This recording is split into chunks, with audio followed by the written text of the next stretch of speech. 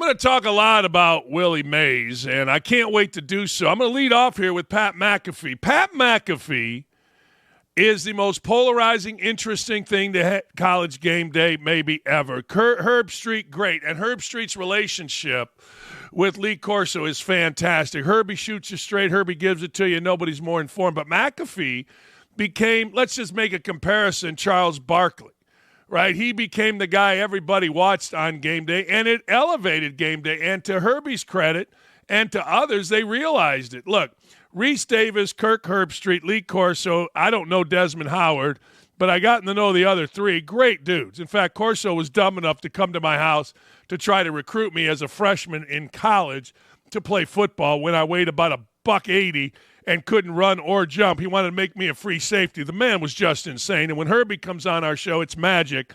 And Reese Davis is one of the all-time gentlemen and great point guards in the history of television. But McAfee was different. McAfee is different. McAfee will always be different. And McAfee, according to reports, has not signed his new deal. Now, I love Pat Mac, but he's difficult too.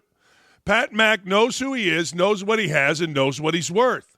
And he also knows that he has options. And I will say this, and I'm probably wrong, but I don't think there is any other option on a Saturday morning than going one of two places. High noon kickoff, which is on Fox, and rising and getting really good because Urban Meyer makes it so, or Game Day, which is the iconic pregame show.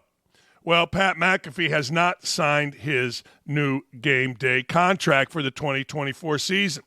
Now, does the show have a chance of success without him? The answer is absolutely yes. That show, being iconic, will survive no matter what. They just will. It is the standard. It is the place that people go. I will say this, though, from a purely coach's standpoint, Urban Meyer and his coaching segment, glorious. It was like back in the day when Tony Dungy would get the clicker at halftime. That's what I watched. Now, I get it. I'm not the demographic anybody wants to see. But when Pat Mack chimes in and Pat Mack does his thing, people watch all across the country, whether it's YouTube or his show on ESPN. Obviously, he's not going to Fox. I don't think he could start up his own, but you don't put it past Pat McAfee. McAfee's tour de force was featured center stage on College Game Day. This is from an article from Awful Announcing. This past season, the former punter would seem to be a great fit for the traveling show, as his target audience and Game Day demographics have plenty of overlap. His kicking competitions were fun. His larger-than-life personality translated to a more energetic product, especially his interaction with the live crowd. He also took the Pat McAfee Show live on Fridays from the Game Day set throughout the college football season that were notable for the many stars it drew and the live audience it was able to attract. Because here's the deal. Like, when I go somewhere and I go live, some people show, But when McAfee goes on a college campus, it's chaos, it's mayhem. However, as we've seen many times over with Pat in his brief ESPN career, there was also a very polarizing element. And if anything, maybe the show was centered too much on his escapades. McAfee stepped into some controversies with various fan base. It was clear that the split reaction he received from college football fans over his presence on the show weighed on him. Being part of a televised sports institution such as College Game Day is a different proposition from his well-known kingdom on the Pat McAfee Show. Yeah, my ass. All right, let me just go with that first and foremost. My ass. You got to understand something. Whoever is writing this at Awful Announcing, and they didn't put a name on it, it says by the staff because they're all too chicken shit. You got to understand something about Awful Announcing. Little Benny Koo runs it. Little Benny Koo is an uber liberal.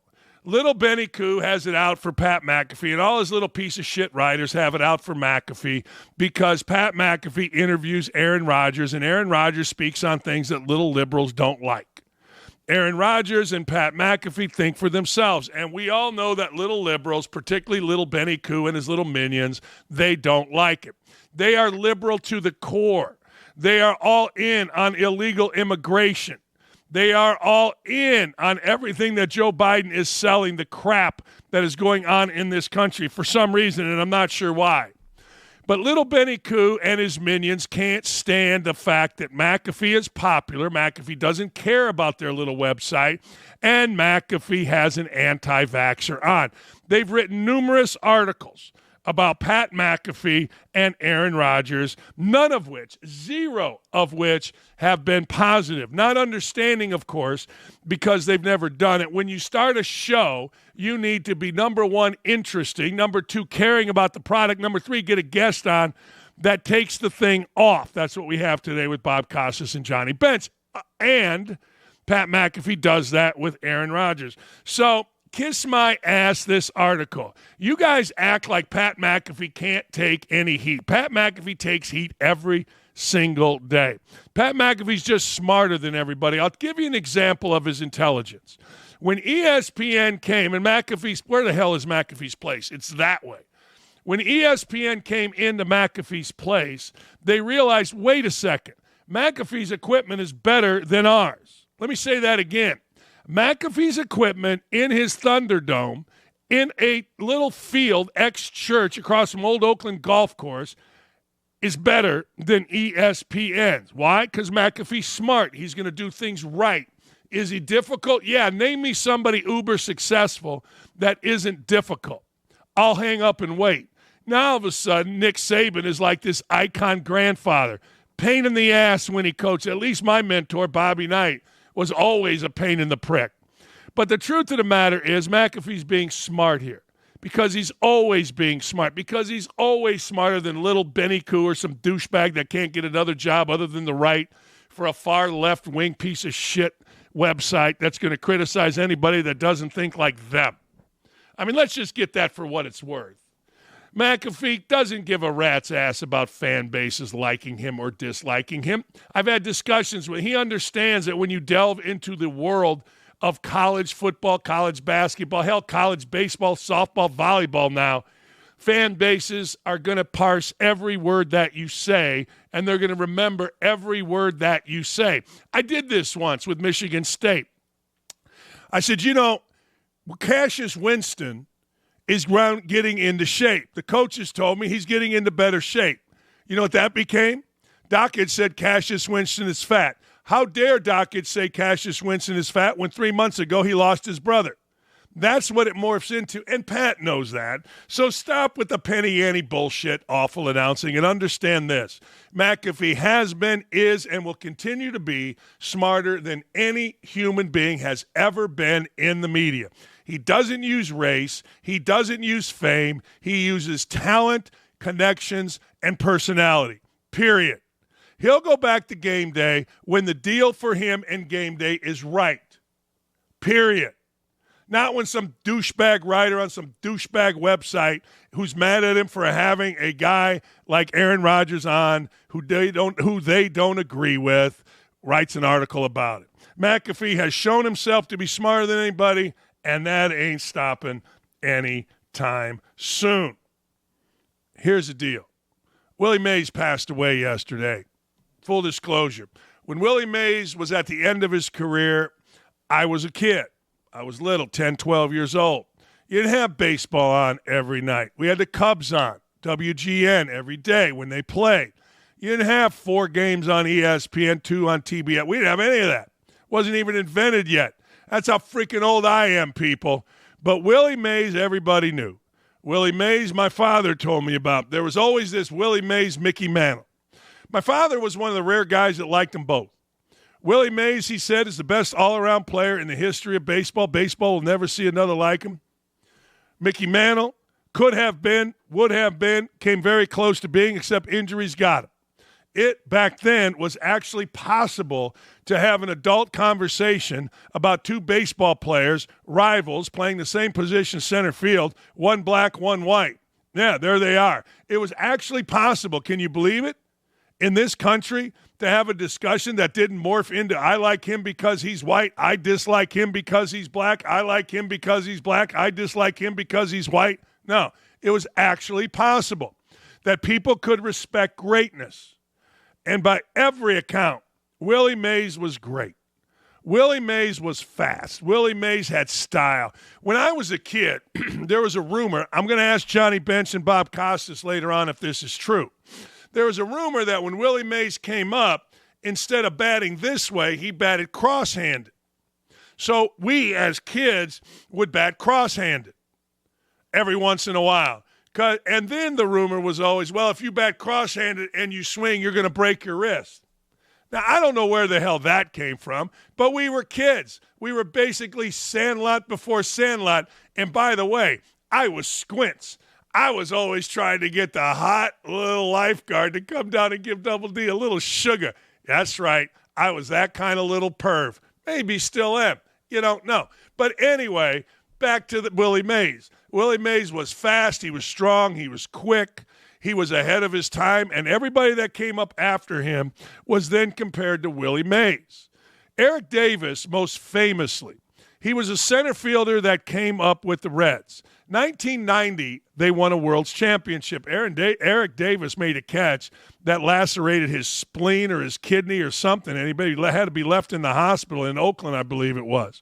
He was the closest thing anybody had seen to Willie Mays. Eric Davis was great. Not good, great. He could run, he could catch, he could steal, he ran into fence, he did everything. But he didn't last long enough.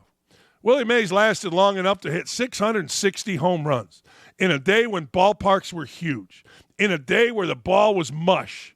That's what that man did. And he handled it all with class.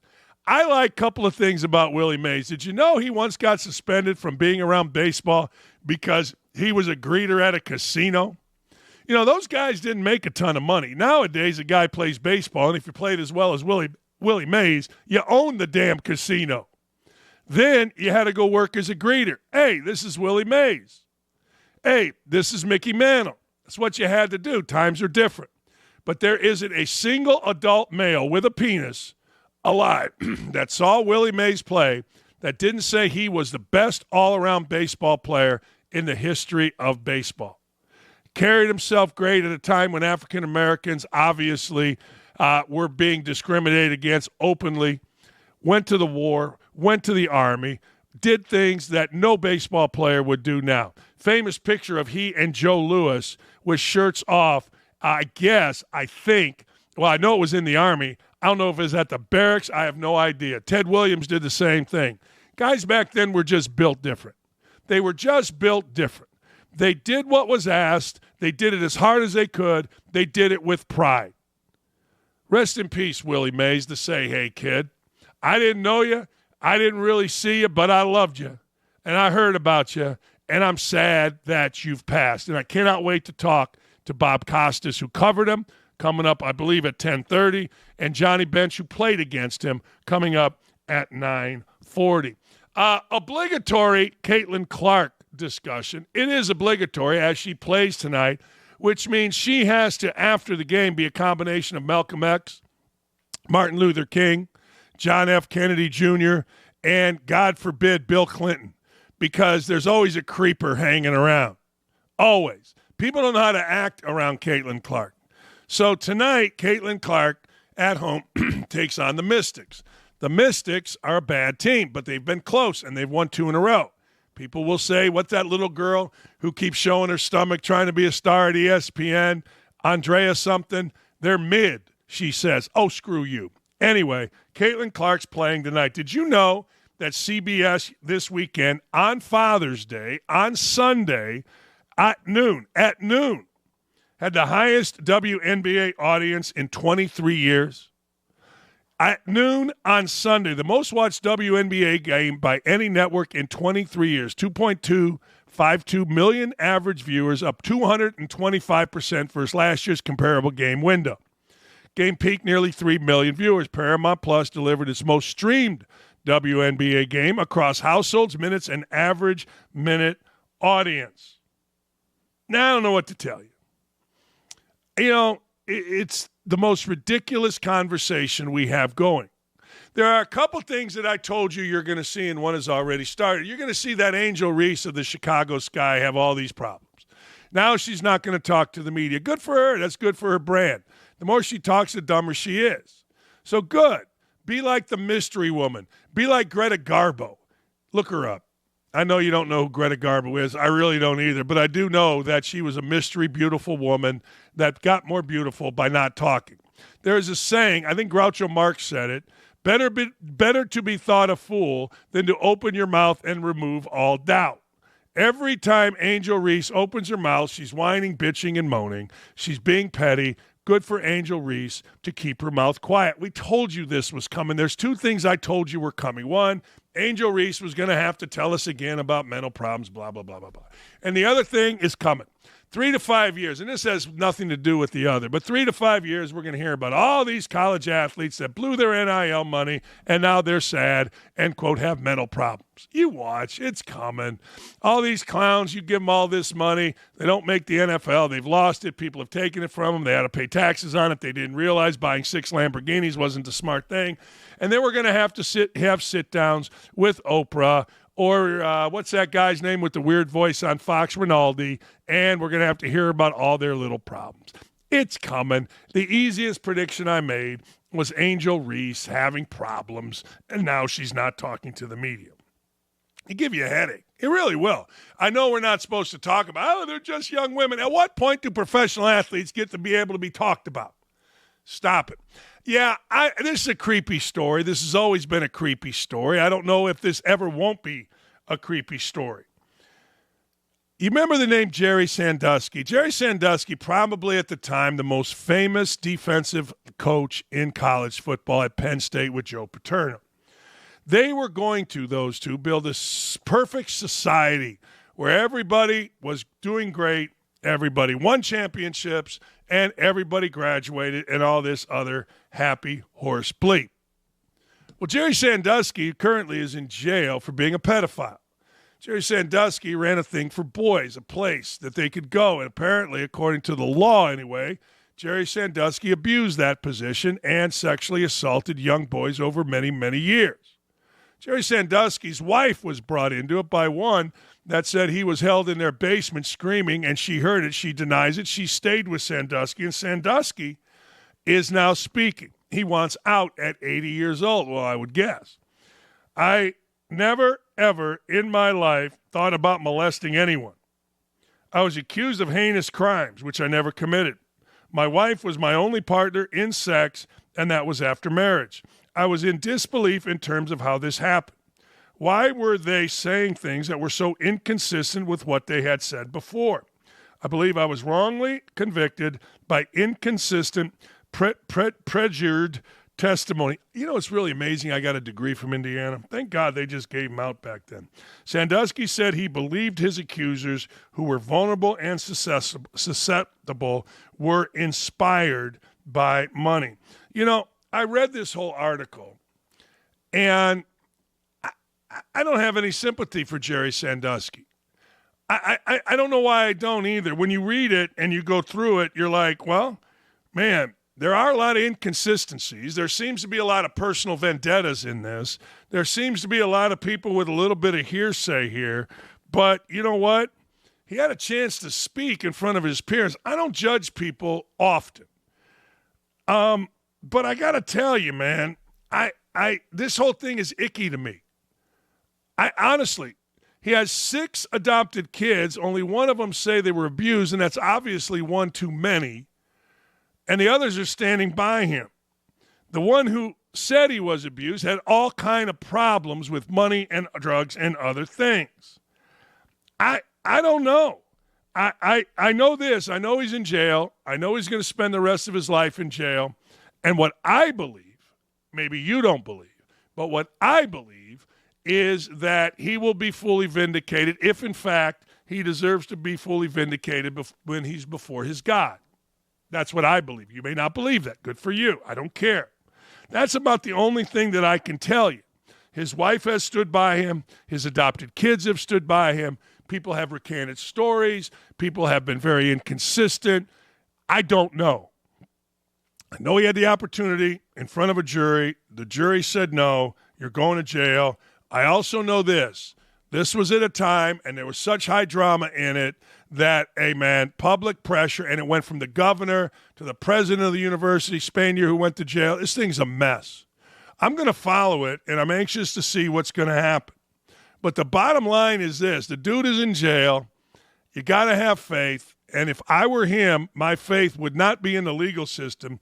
My faith would be when I get in front of my maker, when I get in front of my God, that he knows the truth and I am exonerated. That's the way I got to look at it. But it is something worth following. It is. Roger Goodell defends the NFL Sunday ticket in a lawsuit in federal court. It's a premium product, Goodell says. Well, I got to tell you, he ain't wrong. I mean, if you were going to say to me, what's the biggest thing that the NFL has going for it, I would say gambling and the Sunday ticket. The Sunday ticket makes all things good. The Sunday ticket makes Sunday good. It makes your food taste better, sex with your wife better. It makes everything great. It does. You sit on your ass. You got game after game, play after play brought to you. It is awesome. Now, there's a problem. There's always a problem. Why? Because the Sunday ticket went from this niche thing that people got for some money by having DirecTV to making a ton of money, becoming popular, and as my wife's dad says, mo money, mo problems. This we know.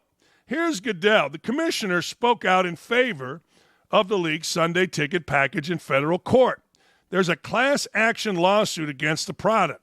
He defended the league's broadcast model in the process. For those unaware of the lawsuit, it's a lawsuit that was filed in 2015, certified in early 2023, claiming that the NFL broke antitrust law when it allowed DirecTV to exclusively sell the Sunday ticket package of out-of-market Sunday afternoon games from CBS and Fox at what it claims is an inflated price while restricting competition.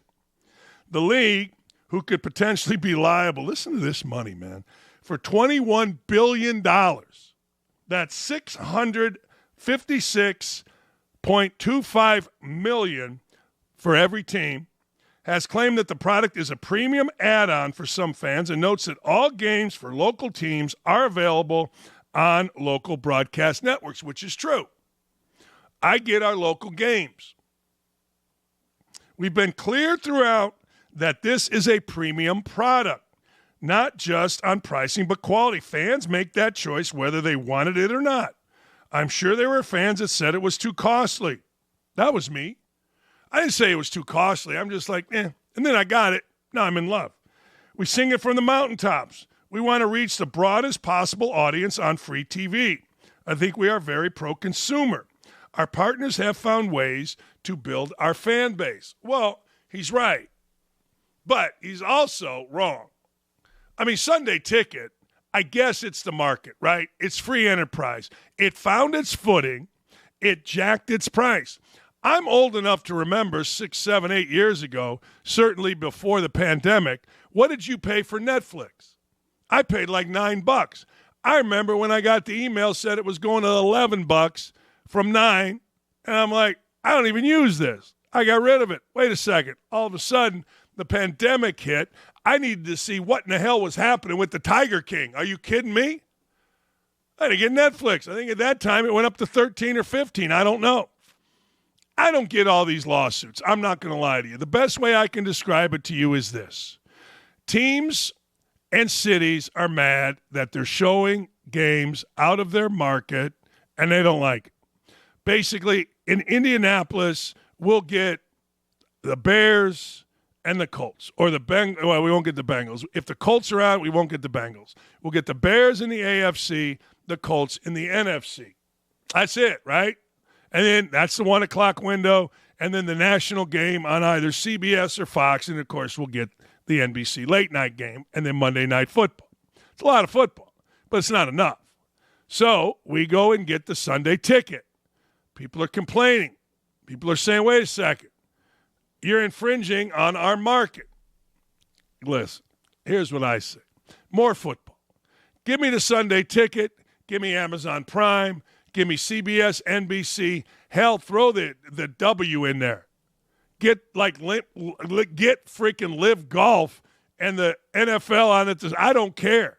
Just give me more football. We'll see how this goes, but listen to the numbers. They're just $21 billion is what the league could be liable That's the class action lawsuit. That's what's going on. $656 million. That's what's going. Whoa, that's some itch. Rory McIlroy laments the toughest day of his career at Pinehurst, taking time off ahead of the British Open after collapsing at the British Open. Now, I got to tell you, I'm for him. I understand it.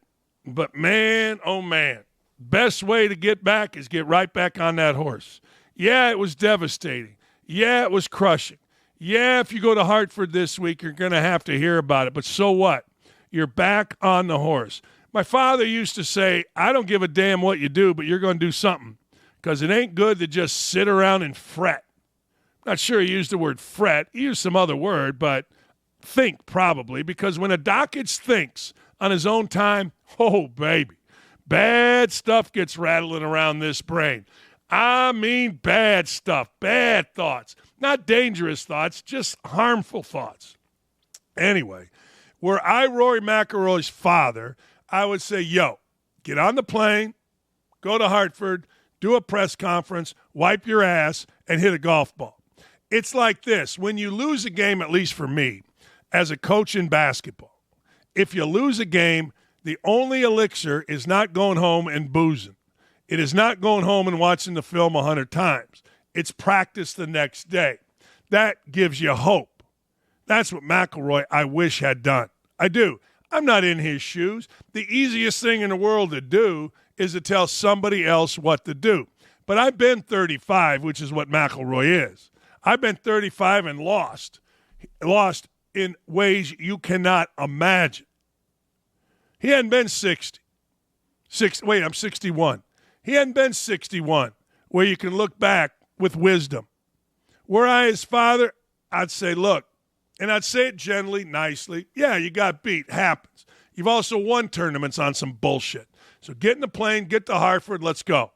Have a swing on the first tee, listen to people, smile, engage with them, be self-deprecating, and go play your ass off. That's what I would do. Here's what Rory did. First off, he said, I'd like to thank Bryson.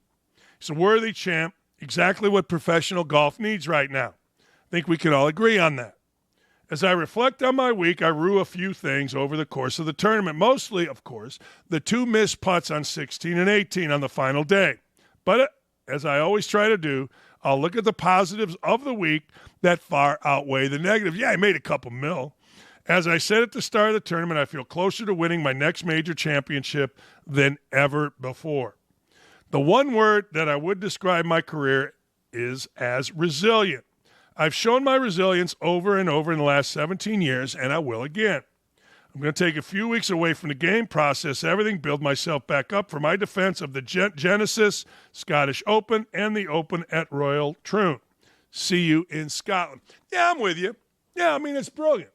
See, guys that went to actual schools, guys from overseas that have a vocabulary, they're pretty good. They're pretty good. I've decided that foreign dudes are much smarter than us. I've decided. This is just another example. Americans would be like, man, don't bother me. You know what I mean. But anyway, I digress.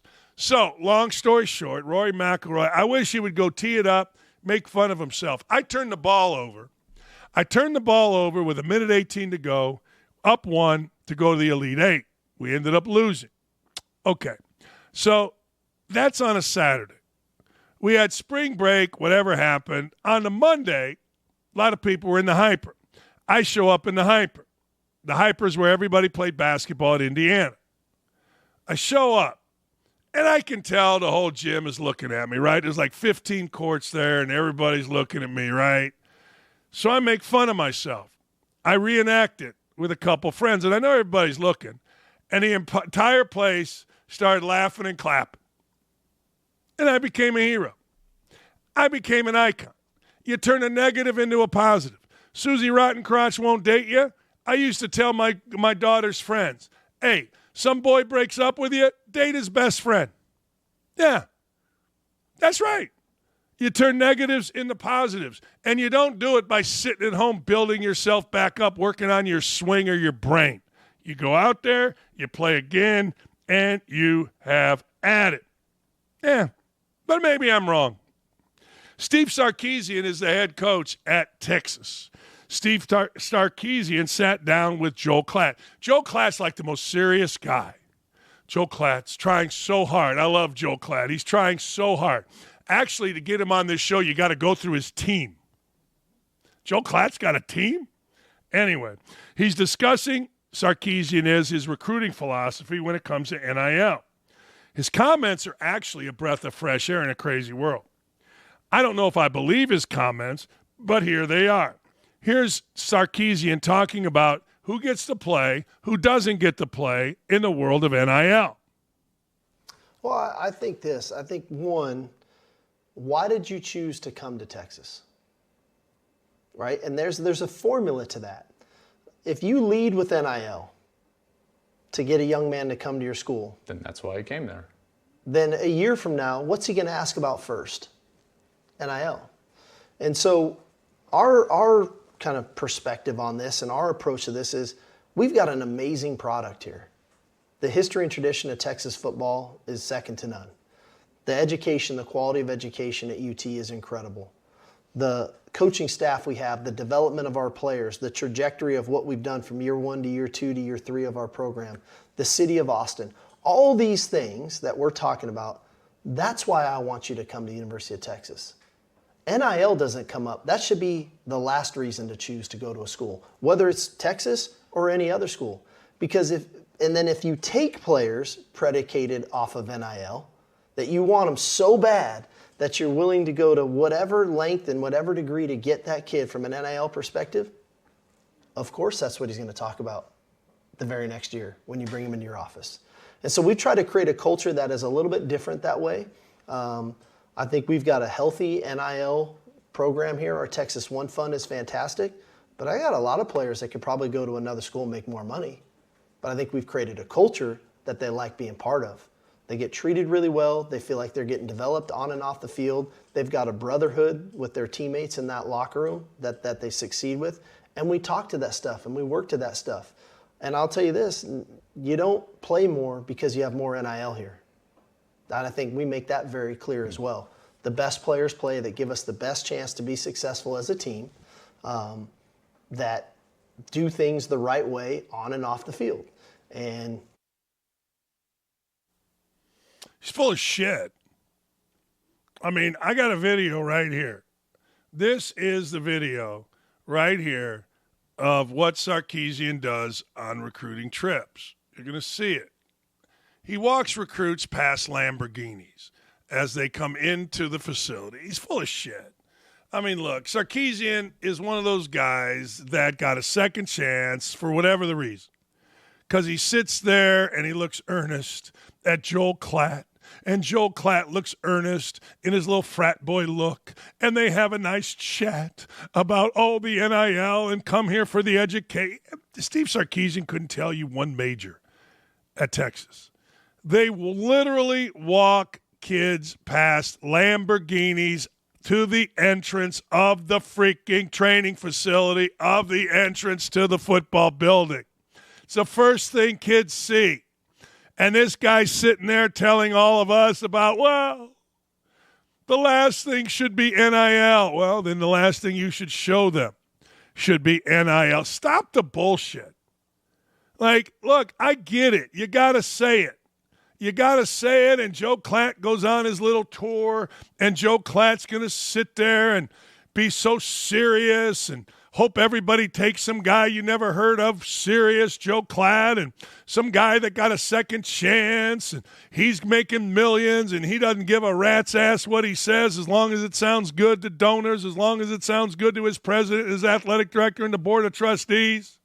But it's all bullshit. Total and complete bullshit. Lamborghinis lined up for kids to walk by with coaches as they are walking into the facility. That's the first thing they see. And this guy's going to sit there and tell you, we've got a history. Yeah, what's the history? I mean, I get it. In the 70s, Earl Campbell was running crazy. I get it. I think his name was Steve Woo-Woo Wooster, was going nuts. Okay, great. Yeah, one squat And it doesn't matter whether anybody you're coaching currently gets a degree or not. It just matters if you win. I'm here to call out bullshit. That's what I'm here to do. I coached for 20-some years, 30-some years. I know 90% of these guys, certainly in basketball. And what you just heard from Steve Sarkisian or whatever the hell his phony-ass name is complete bullshit. When he walks kids by a Lamborghinis. Yeah? Walk them by the library, clown. Walk them by the statues first of all the great history of what? Quinn Ewers making $1 million to go to Ohio State, getting a better deal over here. Next, you're going to tell us Arch Manning's going to be a great quarterback. I lift a cheek to you, Steve Sarkisian. I got 2 words for you. My ass.